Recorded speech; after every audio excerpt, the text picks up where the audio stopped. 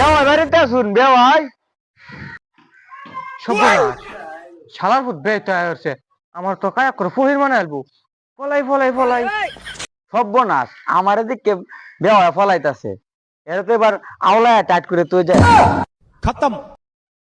আল্লাহ আল্লাহ দি তো যাই তো গা নাস্তা এ উঠালে রে দেবা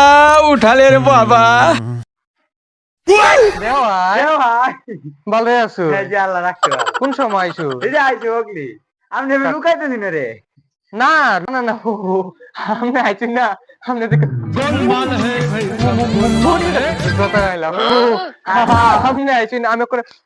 উষ্ণাই তো আমি করে বেহুশ আমি खत्म। Bye bye. আমি আইছো আচ্ছা